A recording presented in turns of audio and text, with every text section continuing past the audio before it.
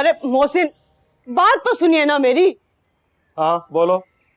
ये आप कैसी बहकी बहकी बातें कर रहे हैं? अलीजे और इस घर की बहू, आपने तो उसे घर से निकाला था और अब अगर मैं उसे वापस लेके आना चाह रहा हूं तो इसमें कोई ना कोई मसलहत होगी ना, हम सब की कोई ना कोई भलाई होगी ना। अच्छा, तो इसीलिए आपने मुझे उसके घर भेजा था। ऐसे एक बात बताएं, ये बैठे बिठाए आपके दिमाग में ख्याल आया कहां से? कैसे आई ये सोच? जब तुम सारी बात समझ गई हो तो फिर बहस क्यों कर रही हो? वो क्यों नहीं कर रही जो मैं कह रहा हूं? कुछ भी हो जाए, वो लड़की इस घर में नहीं आ सकती। शगुफ्ता बेगम, तुम ये बात मानो या ना मानो, वो लड़की बीवी है तुम्हारे बेटे की। जब चाहेगा उसको हाथ से पकड़ के घर में ले आएगा, फिर रोक सकोगी तुम? रहे है वो मेरे बेटे की बीवी, बैठी रहे उसके नाम पर। नहीं देता मेरा बेटा उसे तलाक तो ना दे, लेकिन वो लड़की इस घर में नहीं आएगी, बस। अरे तुम किस तरह की अहमकाना बातें कर रही हो? मैं कर रही हूँ अहमकाना बातें? मैं?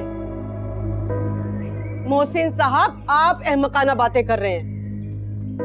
मेरी बात माने, इस किस्से को यहीं खत्म कर दें।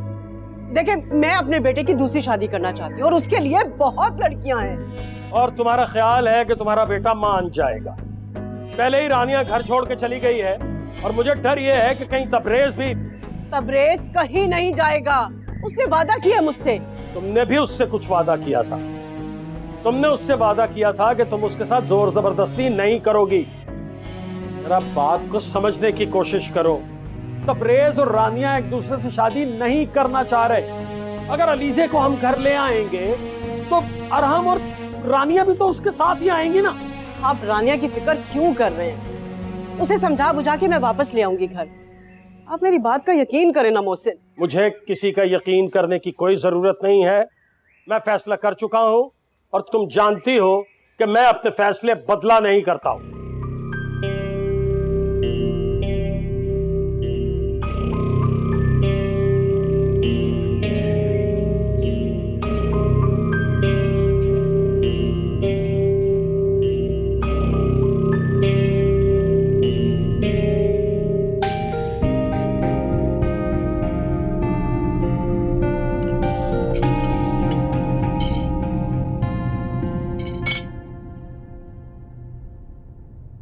सईदा, सईदा, ये बर्तन उठाओ खाने के।